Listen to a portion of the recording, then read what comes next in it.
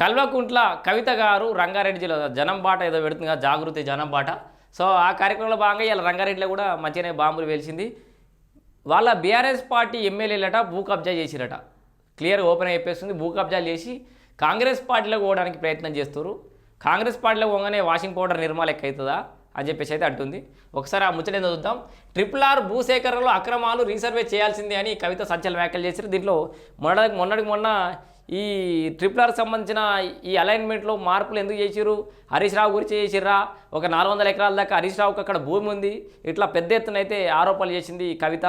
మరి కవిత చేస్తున్నట్టుగా ఈ అలైన్మెంట్ మార్పులకు సంబంధించిన ఆరోపణలు కూడా హరీష్ రావును ఉద్దేశించి చేసింది అనేది అయితే తెలియాల్సి ఉంది. ఎందుకంటే ప్రెస్ మీట్లో ఆయన పేరు తీసుకోకపోయినప్పటికీ కూడా, అంటే ఈ ప్రెస్ మీట్లో మొన్నటి ప్రెస్ మీట్లో అయితే పేరు తీసుకుంది. ఇక్కడ RRR భూసేకరణలో అక్రమాలు జరిగాయని, అందుకే RRR రీసర్వే చేయాల్సిందేనని తెలంగాణ జాగృతి అధ్యక్షురాలు కల్వకుంట్ల కవిత అయితే డిమాండ్ చేశారు. జాగృతి జనం బాట కార్యక్రమంలో భాగంగా శుక్రవారం రంగారెడ్డి జిల్లాలో ఆమె మీడియా సమావేశంలో మాట్లాడారు. వాషింగ్ పౌడర్ నిర్మా రాజకీయాలు మనకెందుకని, కబ్జాలు చేసిన వాళ్ళే ఫిరాయింపులకు పాల్పడుతున్నారని అన్నారు. రంగారెడ్డి జిల్లాలో చెరువులు ఎమ్మెల్యేలే కబ్జా పెడితే హైడ్రా నిద్రపోతుందా అని ప్రశ్నించారు. పేదలకు ఒక న్యాయం, పెద్దలకు ఒక న్యాయం అని నిలిచారు.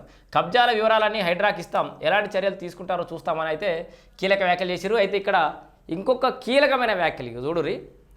రంగారెడ్డి జిల్లాలోనట కబ్జాల గురించి మేము మాట్లాడుతుంటే బీఆర్ఎస్ ఎమ్మెల్యేలు కాంగ్రెస్లోకి వెళ్ళేందుకు చర్చలు చేస్తున్నారని ఆరోపించింది. అంటే దీన్ని బట్టి ఏం అర్థం చేసుకోవచ్చు మనం కవిత గారి వ్యాఖ్యల్ని? బీఆర్ఎస్ పార్టీ ఎమ్మెల్యేలు భూములు కబ్జాలు చేశారు, వాళ్ళ గురించి మేము మాట్లాడుతుంటే వాళ్ళు కాంగ్రెస్ పార్టీలో పోవడానికైతే ప్రయత్నాలు చేస్తున్నారని చెప్పేసి అయితే కవిత మళ్ళీ ఒకసారి కుండబద్దలు కొట్టింది. ఏదేమైనా